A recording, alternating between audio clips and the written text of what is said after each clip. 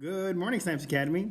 It is Thursday, March 11th. I'm Mr. Yates, and this is Snipes Daily News. All right, everybody, welcome back on this Thursday.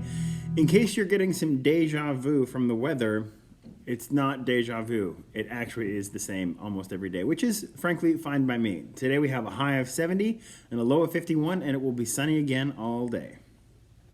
For today's This Day in History segment, we're going to talk about Fukushima.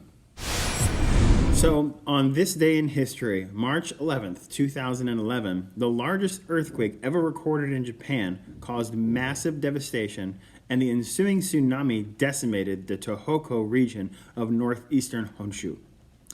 On top of the already horrific destruction and loss of life, the natural disaster also gave rise to a nuclear disaster at the Fukushima Daiichi nuclear plant in Japan. The Fukushima disaster is considered the second worst nuclear disaster in history, second to Chernobyl, forcing the relocation of over 100,000 people. I bring this up because it did in fact happen on this day in history, but also because people usually mention this disaster as well as the Chernobyl disaster when they're opposing nuclear energy as a solution to carbon emissions. However, most evidence shows that nuclear energy is not only very safe, but probably the best solution to our global energy needs. And here are a few reasons why. Number one, it's much more reliable than other non-fossil fuel sources. As we saw recently with the ice storm in Texas, relying too heavily on energy resources like wind turbines can prove disastrous. Sources like solar, wind, and even hydroelectric depend on environmental events, where nuclear energy provides the on-demand kind of power that fossil fuels do, but without the emissions. Number two, it is virtually emission-free. It uses basically the same method of producing energy as fossil fuel does. It heats the water to spin a turbine, which produces electricity. But instead of burning fossil fuels, it uses the splitting of uranium atoms, called fission, to produce heat. Solar panels also produce electricity without emissions, but in addition to its being very unreliable, the process, which is used to make silicon used in the panels, uses massive amounts of energy to make, and typically involves burning, wait for it, coal, which sort of defeats the whole purpose of using a non-coal source in the first place.